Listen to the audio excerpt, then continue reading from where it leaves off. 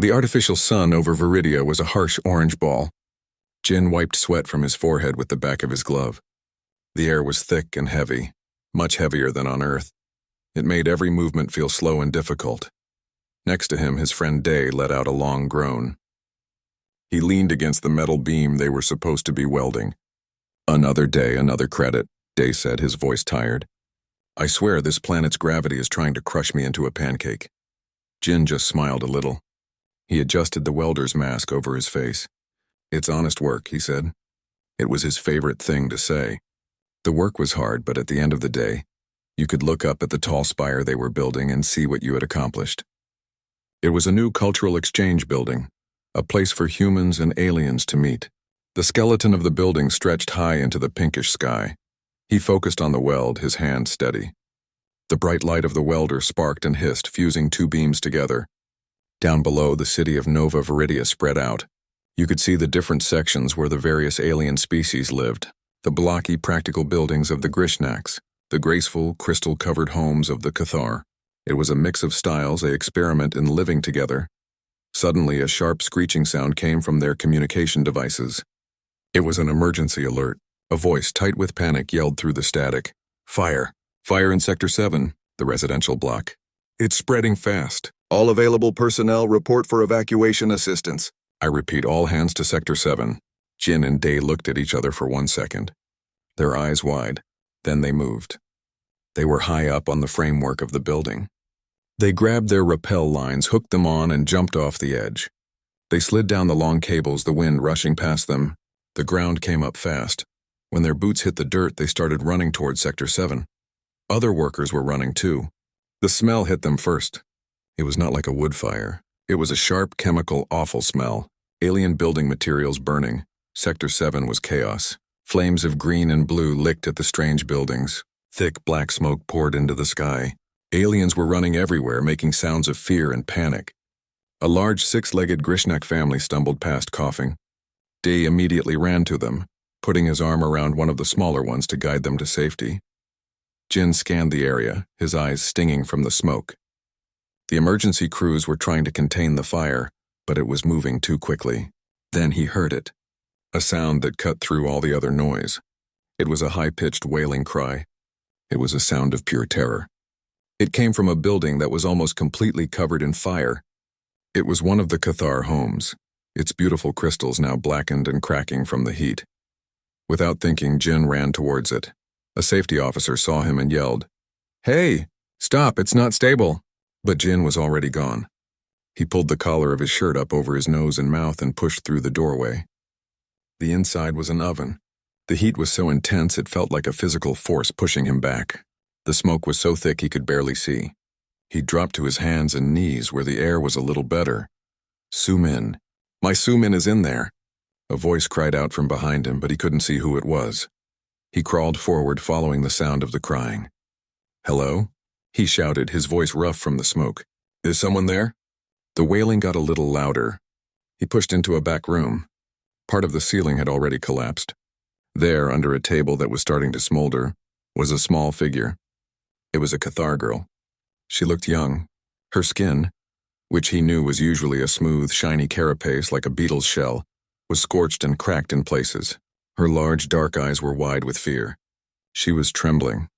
"It's okay," Jin said, his voice as calm as he could make it. He crawled closer. "I'm here to help.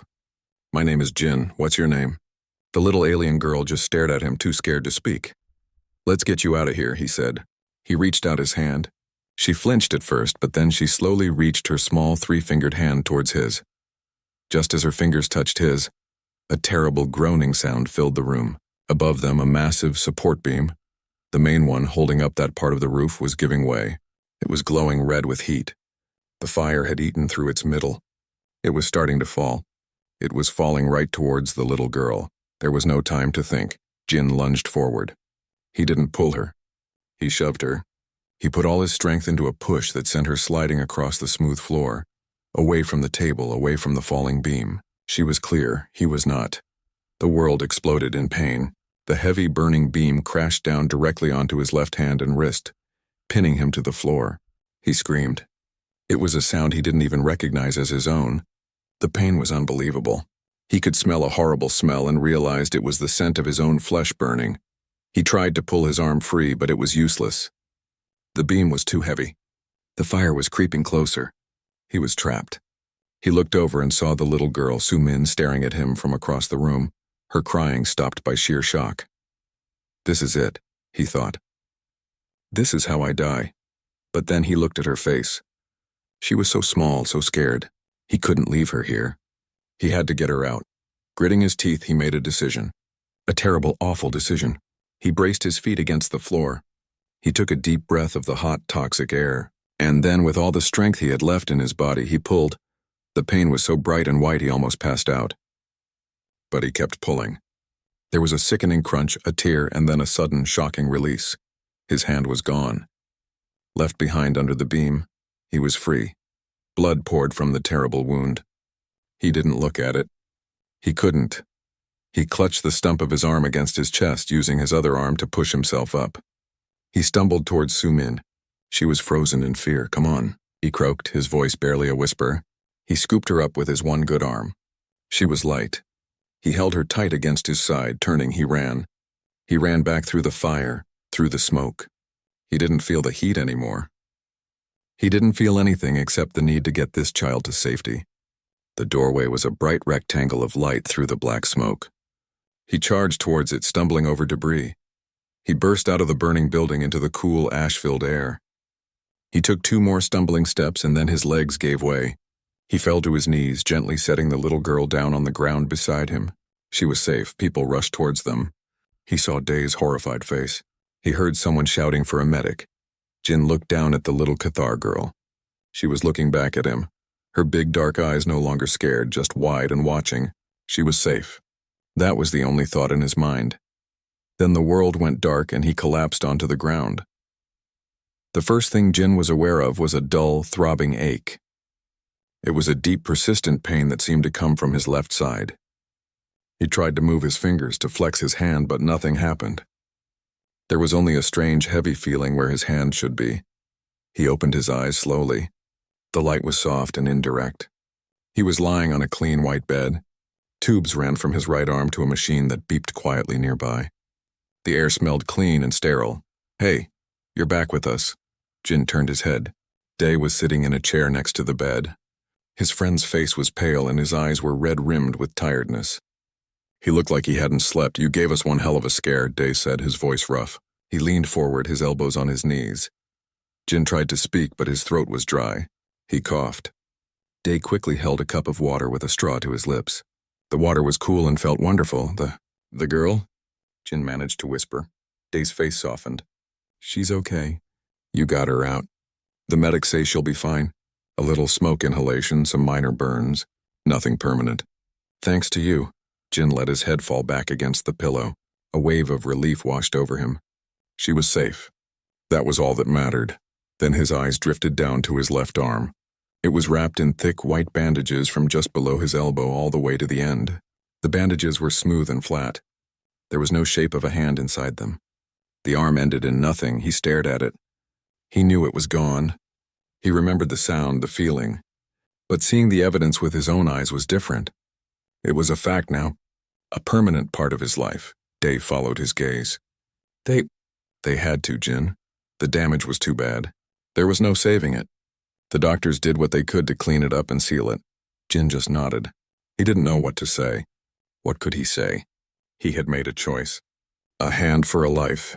It was a fair trade. But knowing it was fair didn't make the loss hurt any less. He spent the next few days in a fog. Nurses came and went, checking his bandages, giving him medicine for the pain. Dae visited every day, often bringing food from the mess hall, trying to get Jin to eat. Reporters tried to get into his room, but the hospital staff kept them away. He was a hero, they said. The man who lost his hand saving an alien child. The story was all over the news feeds. Jin didn't feel like a hero. He just felt tired and sore. One afternoon, a few days after he woke up, there was a soft knock on his door. Before he could answer, the door opened. A woman stood there. She was not human. She was tall and slender with a posture that was straight and proud. Her skin had a subtle shifting quality like polished stone. Her hair was not hair at all, but a cascade of fine, dark filaments that fell around her shoulders. Her eyes were the most striking feature. Large, dark, and intense, they seemed to see right through him. She moved into the room without a sound. Her movements were fluid and precise, like a dancer's or a hunter's. She stopped a few feet from his bed. "I am Hana," she said. Her voice was low and calm, with a resonant hum that was not quite human. "I am Sumin's mother." Jin tried to sit up a little straighter. This was not what he had expected. He had pictured a grateful mother, maybe tearful, maybe offering thanks. This woman was not tearful. She was composed. Her gratitude held tightly inside a shell of immense dignity. She looked at him, and her gaze was so direct it was almost uncomfortable. It fell to his bandaged arm, then back to his face. "My daughter lives because of you," Hana said. "You pulled her from the fire. You sacrificed a part of yourself for her, a piece of your own body." Jin shook his head slightly. Anyone would have done it. A flicker of something passed through Hana's dark eyes. It might have been surprise or perhaps a kind of respect. "No," she said, her tone absolute. "They would not have. Many would have run. Others might have tried, but they would not have had the will to pay the price you paid. My people, the Cathar, value strength, but our greatest respect is for sacrifice. You have shown both." She stepped closer. She placed a small, smooth object on the table beside his bed. It was a data chip, dark and sleek, with a faint, intricate pattern etched into its surface. "This is a private communication link," Hana explained. "It connects only to me. The debt I owe you is a deep one. It can never be fully erased. But if you are ever in need, for any reason, no matter how small or large, you will use this. You will call me." Jin looked at the chip. It looked too important, too valuable. That's not necessary. Really, I'm just glad Sumin is safe." Hana's expression did not change. "It is necessary for me to know that the one who saved my child has a means to call for help. It is a matter of honor." She looked at him for a long moment. "When you are recovered, the doctors will give you a prosthetic hand. A machine. It will be a poor tool. It will not be a part of you." She turned and walked towards the door. As she reached it, she paused and looked back at him. "Rest, Jin, the debt is recorded." And then she was gone as quietly as she had arrived. The room felt suddenly empty. Jin looked at the data chip on the table. It sat there innocuous and silent, but he could feel the weight of it. It felt like a promise and also like a burden. A little while later, Day came in. "Hey, I saw her leaving." "The mother? Wow, she's intense." "You have no idea," Jin said quietly. Day noticed the chip. "What's that?" Jean told him about Hana's visit and her words about the debt. Day whistled low. "A personal hotline to a Cathar mom? That's wild." He picked up the chip, turning it over in his fingers. "You know, the Cathar are a big deal. Really private. Really powerful. This is something else, Jin." "I didn't do it for this," Jin said, his voice tired. "I don't want a reward.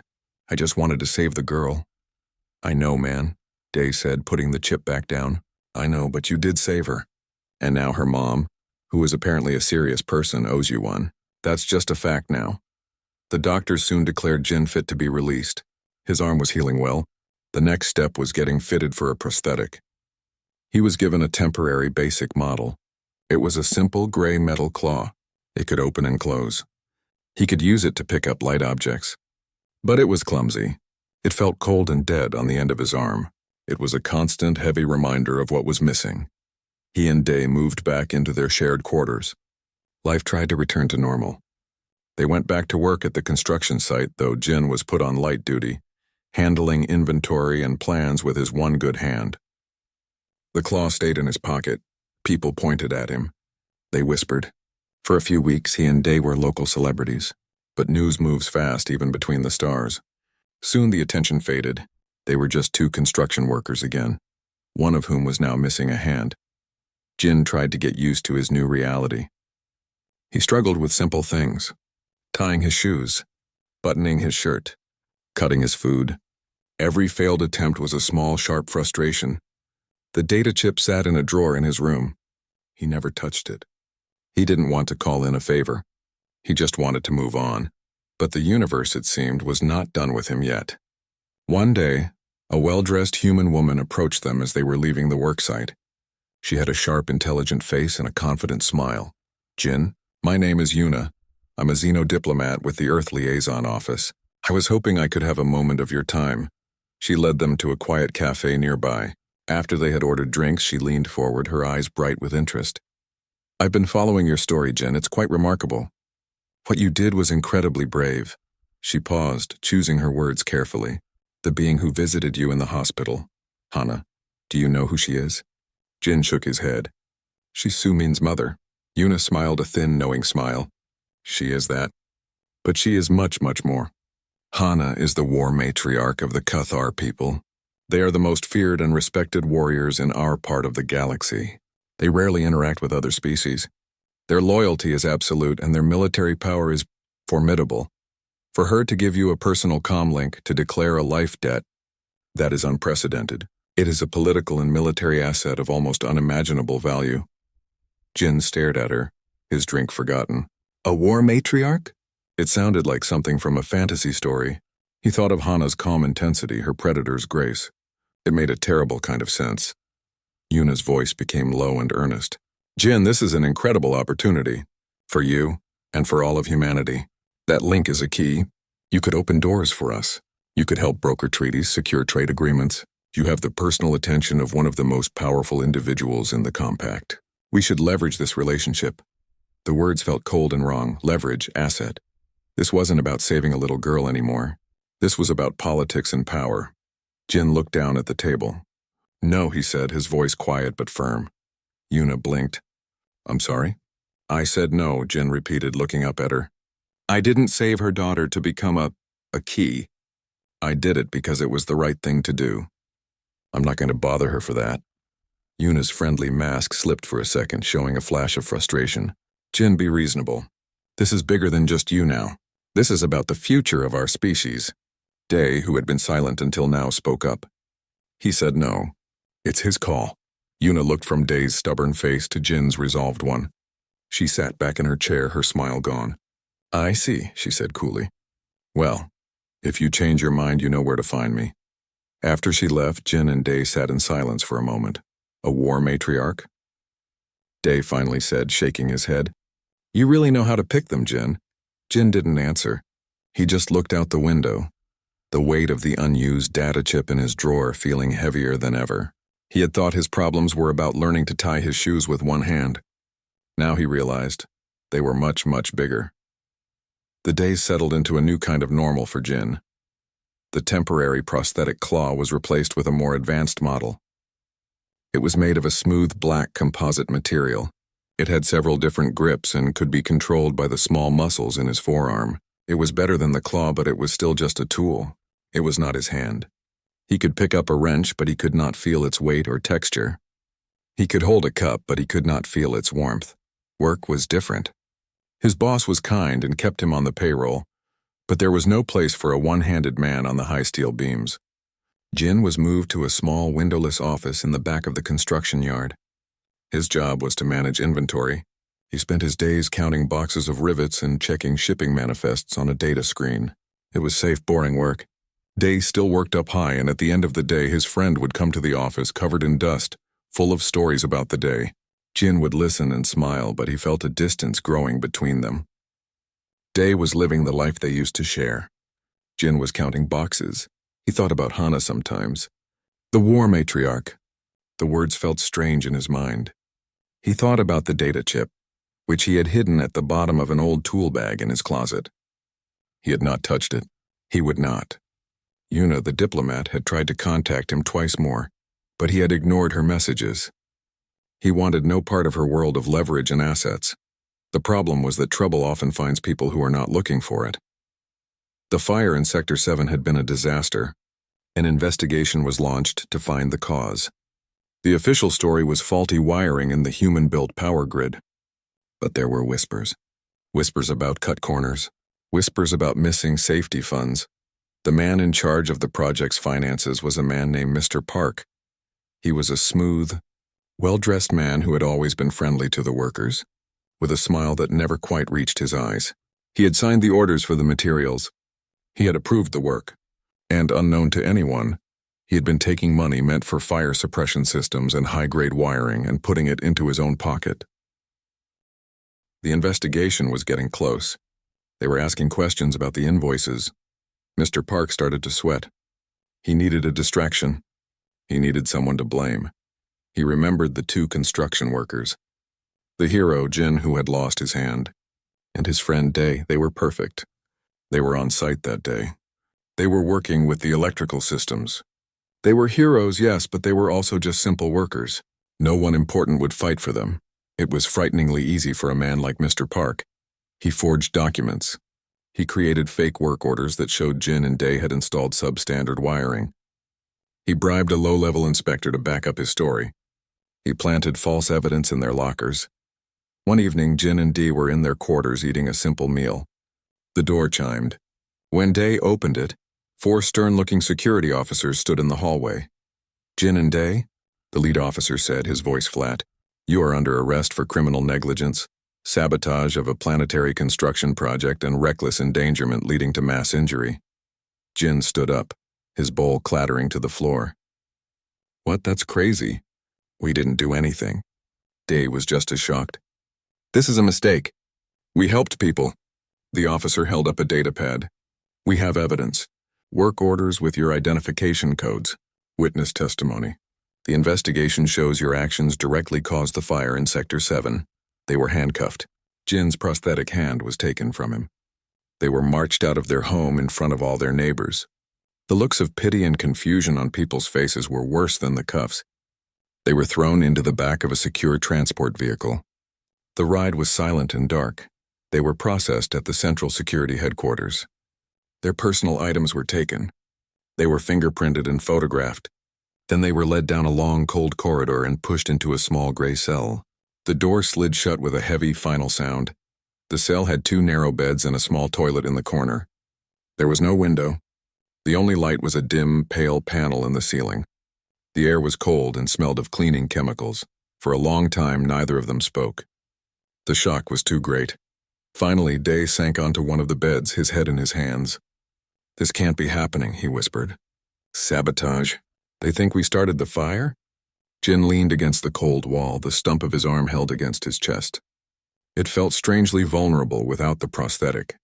It's Mr. Park, he said, his voice hollow. I know it is. I saw the way he looked at us during the investigation. He's covering his own tracks, but how can he do this? Day's voice was rising with panic. We're nobody. He's a big shot. They'll believe him over us. They have evidence. Jin, they have evidence.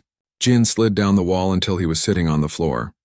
He felt a deep, cold fear settling in his stomach. Day was right. They were just construction workers. They had no money for a good lawyer.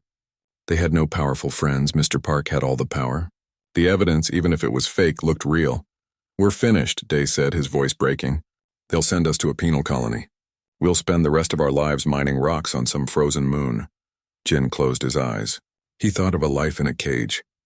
He thought of never seeing the sky again. He thought of Day, his best friend, suffering this fate for a crime he didn't commit. All because Jin had saved a little girl. The irony was bitter and cruel. He thought about Hana's words. If you are ever in need for any reason, call me. He had been so determined to be strong to not ask for help. He didn't want to use the debt. He didn't want to be that person. But this wasn't about pride anymore. This was about survival. This was about saving Day. He opened his eyes. Day, he said quietly. Day looked up, his face streaked with tears. I have to try something, Jin said. What? What can you try? We have nothing. Jin took a deep breath. I have to make a call. He stood up and walked to the solid metal door of their cell.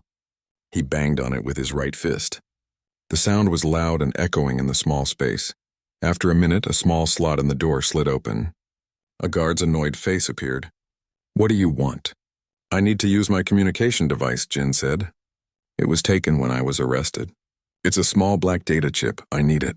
It's a matter of planetary security. The guard laughed, a harsh, ugly sound. Planetary security? You're a saboteur. You get nothing. Please, Jin said, his voice tight. Just tell your supervisor. Tell him it's a direct link to War Matriarch Hana of the Cathar. If he knows what's good for him, he will bring it to me. The guard's smirk faded. The name Cathar carried weight even to him. He stared at Jin for a moment, then the slot slammed shut. Do you think that will work? Day asked, his voice hopeful for the first time. I don't know, Jin said. He leaned his forehead against the cold door. I really don't know. A long time passed. An hour, maybe 2. They had no way to tell. Then they heard footsteps. The cell door slid open. The lead security officer from their arrest stood there. He held the small black data chip between his thumb and forefinger. He looked at Jin with a mixture of suspicion and curiosity. This is what you wanted? The officer asked. Yes, Jin said. The officer tossed the chip to him. Jin caught it with his right hand. You have 5 minutes, the officer said. He stepped back and the door closed, leaving them alone again. Jin looked down at the chip. It felt cool and smooth in his palm. This was it. His one chance. He pressed the small activation button on its side. There was no image. No hologram. Only a voice came from the chip, clear and calm. It was Hana's voice. Jin, speak your need. He took a shaky breath. Hana, we are in trouble. My friend Day and we have been arrested. A man named Mr. Park, he caused the fire. But he is blaming us. He has fake evidence. They are going to send us away forever. We have no one else to help us. He stopped, his heart pounding in his chest. There was a moment of silence on the other end. It was not a long silence, but to Jin it felt like an eternity. Then Hana's voice returned, its low hum as steady as ever. There was no anger in it. No surprise. Only a simple absolute certainty. Remain calm, she said. I come. The communication ended. The chip went dark. Jin slowly lowered his hand. He looked at Day. Well? Day asked, his eyes wide. What did she say? Jin let out a breath he didn't know he was holding. He slid down the wall to sit on the floor again, the data chip still clutched in his hand. He looked at his friend, a tiny flicker of hope warming the cold fear in his stomach. She said, Remain calm. I come. The silence in the cell was heavy. The only sound was the faint hum of the light panel above them. Day stared at Jin, his face a mix of hope and disbelief. She's coming? Day whispered. What does that mean? How? When? I don't know, Jin said, his voice low. He was still holding the data chip. She just said, I come. They waited. Minutes ticked by, feeling like hours. Nothing happened. The hope that had flickered in Day's eyes began to fade. Maybe it was a recording, Day said, slumping back on his bed. Maybe she's not really coming. Maybe she just said that to make us feel better. Jin didn't answer. He focused on the memory of Hana's voice. It had not been a recording. It had been calm and direct. It had been a promise. Another hour passed. The boredom and fear were a terrible combination. They heard the occasional sound of a door slamming or a distant voice in the corridor, but no one came for them. Then a new sound began. It was a low, deep thrumming. It was so low it was almost more of a vibration than a sound. It started softly, then grew steadily. The floor beneath them began to tremble. A fine dust drifted down from the ceiling. Day sat up straight. What is that? An earthquake? Jin stood up, pressing his hand against the wall. The vibration was getting stronger. The thrumming was now a deep, powerful roar that seemed to come from everywhere at once. It was the sound of something immense descending from the sky. In the main security headquarters, panic was beginning to spread. Alarms blared. Officers ran to their stations. On the main view screen, a massive shape blotted out the sun above the city. It was a Cathar warship. It was long and sleek like a black blade, and it was descending towards the center of the city without any communication, without any request for permission. It ignored all hails from planetary control. The ship came to a stop, hovering directly over the security headquarters. Its shadow fell over the building, plunging it into an artificial twilight. The deep roar of its engines was deafening. Down in their cell, Jin and Day could feel the power of it in their bones. The entire building was shaking. Jin, Day said, his voice full of awe and fear. Is that her? Before Jin could answer, they heard new sounds from the corridor. Not the bored footsteps of a guard, but the sharp, precise sound of marching. It was the sound of heavy armored boots. There were shouts, but they were cut off quickly, replaced by sounds of struggle that ended almost as soon as they began. The heavy lock on their cell door hissed and clicked. The door slid open. Standing in the corridor was Hana. She was not dressed in simple clothes as before. She wore minimal form-fitting armor of a dark, polished material that seemed to absorb the light. It was elegant and deadly. Behind her stood 4 Cathar warriors, taller and broader than she was, their faces hidden behind helmets. They held sleek, powerful-looking weapons. They were utterly still, like statues. Hana's eyes found Jin immediately. She looked the same as he remembered, calm, intense, and completely in control. Her gaze swept over him, taking in his missing prosthetic, his rumpled clothes, the fear on his face. She stepped into the cell. The Cathar warriors remained in the corridor guarding the entrance. "Jin," she said, her voice the same low hum. "You are unharmed?" We're okay," Jin stammered.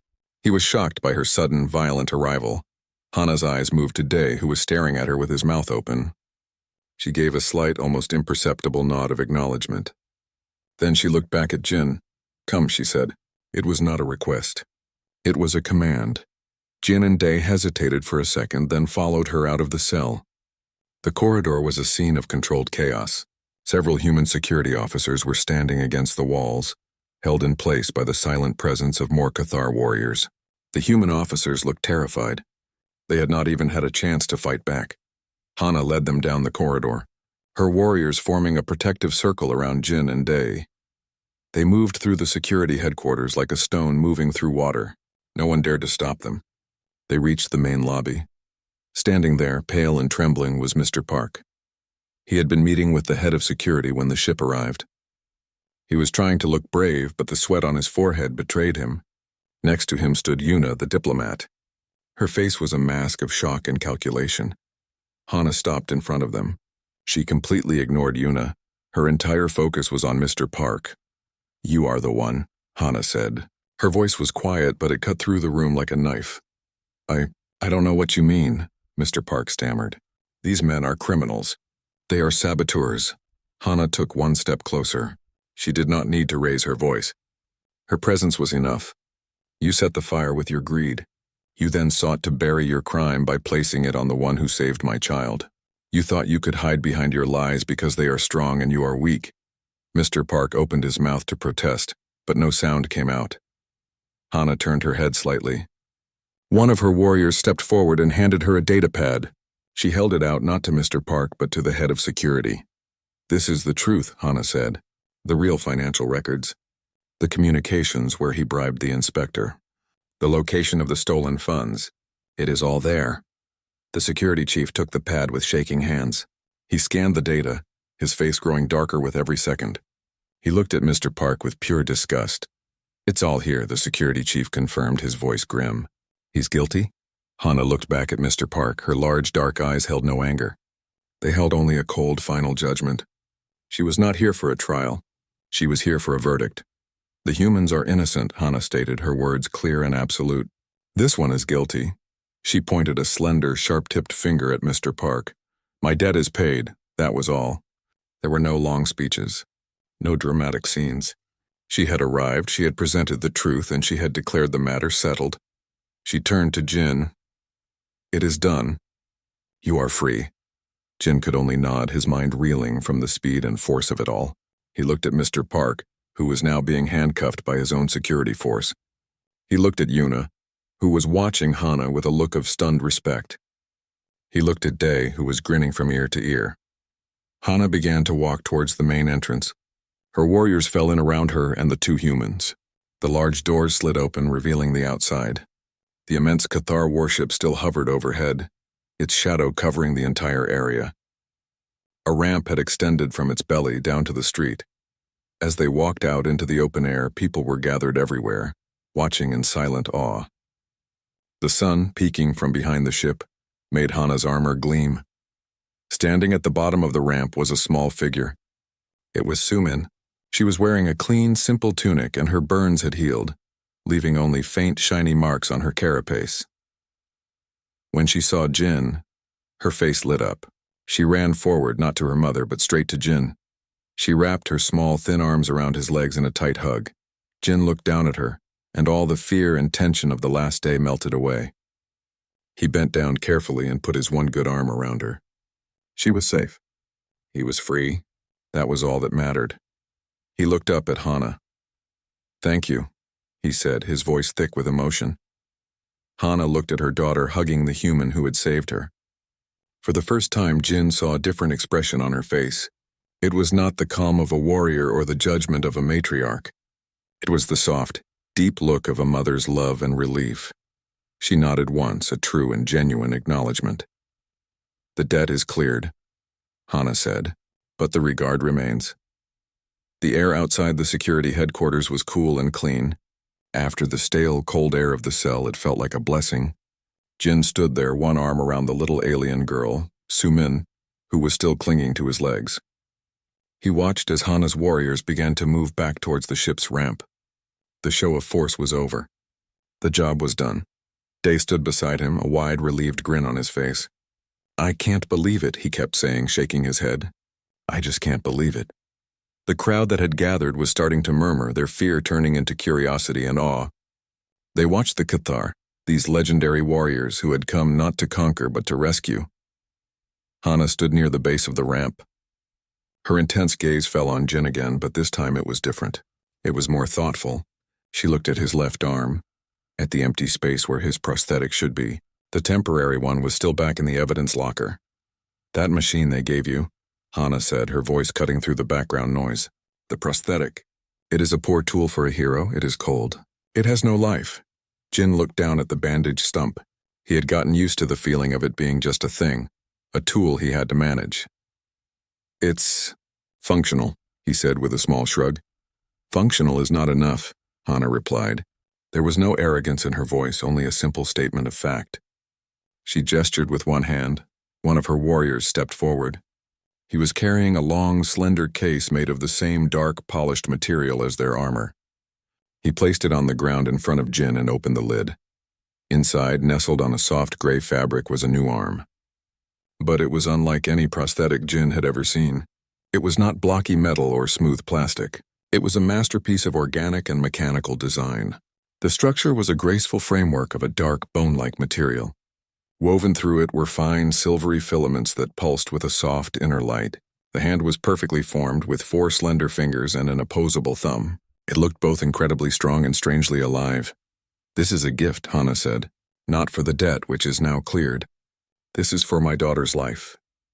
A life deserves a life. This is not a machine. It is a part of you if you will accept it." Jin stared at the arm. He could only see it from the elbow down, but it was the most beautiful and terrifying thing he had ever seen. How does it work?" "It will connect to your nervous system," Hana explained. "It will learn from you. In time, you will feel heat and cold with it. You will feel pressure. It will be your hand." Day leaned in, his eyes wide. "Wow, Jin, that's something else." Jin felt a wave of emotion. After weeks of struggle, of feeling broken and clumsy, the offer felt like a miracle. But it was also a big step. It was a permanent piece of another world attached to his body. He looked at Sumin, who had finally let go of his legs and was now looking up at him with her big, dark eyes. She smiled a small, shy smile. That decided it. "I accept," Jin said, his voice firm. "Thank you." Hana nodded, a look of approval in her eyes. "The process will be quick. Our medical technology is advanced. There will be some discomfort, but no pain." She led him up the ramp into the ship. The inside was as sleek and clean as the outside. The walls were smooth and curved, glowing with a soft ambient light. They went to a small, quiet room that served as a medical bay. A Cathar medic was waiting. Jin sat in a chair that molded to his body. The medic carefully removed the bandages from his arm. The healed stump was revealed, a rounded end of skin and muscle. The medic took the new arm from its case. He applied a clear gel to the end of Jin's arm and to the connection point of the prosthetic. "This will only take a moment," the medic said, his voice a low hum like Hana's. He pressed the prosthetic against Jin's stump. There was a brief, sharp tingling sensation, like his arm had fallen asleep and was waking up all at once. He felt a series of clicks and subtle movements inside his flesh, a feeling of things locking into place. The silvery filaments on the arm glowed brightly for a second, then settled back to their soft pulse. The medic let go. The arm was attached. It was now a part of him. "Move your fingers," the medic instructed. Jin thought about it. He willed his new fingers to curl, and they did. It was not like the old prosthetic where he had to tense a muscle in his forearm to make a claw close. This was different. It was like the thought itself became the action. The 4 fingers and thumb curled inward, smooth and natural. He gasped. "Now open them," the medic said. Jin thought about opening his hand and the fingers straightened. He looked at the hand, turning his wrist. The arm moved as if it had always been there. It will take time for your brain to fully adjust, the medic explained. The feeling of touch will come slowly over the next few days. But motor control is immediate, use it. It will learn your habits. Jin stood up. He felt a little unsteady. He looked at his new left hand. He made a fist, then opened it. He wiggled the fingers. It was incredible. He walked back out of the ship with Hana. Day was waiting at the bottom of the ramp, his face full of excitement. "Well?" Day asked. "How is it?" Jin didn't answer with words.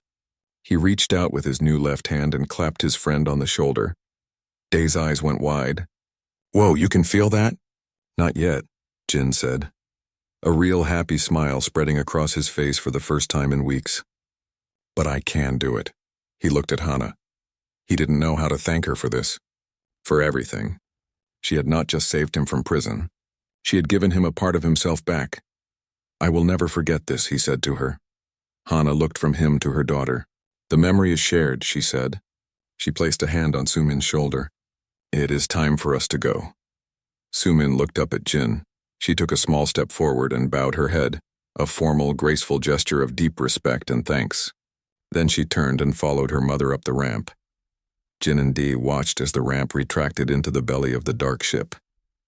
The deep thrumming of its engines started again, a powerful sound that vibrated in their chests. The great ship began to rise slowly and silently straight up into the pinkish sky. It hovered for a moment, then shot upwards with impossible speed, disappearing into the clouds in the blink of an eye. The shadow was gone. The sun was bright again. The crowd began to disperse, talking excitedly. Jin stood there looking at his new hand. He flexed the fingers, watching the way the light caught the silvery filaments. It was a part of him now, a reminder of a little girl he had pulled from a fire, a reminder of her mother, a warrior who moved stars to repay a debt. He wasn't just the man who had lost his hand. He was the man who had been given a new one by a friend in the stars.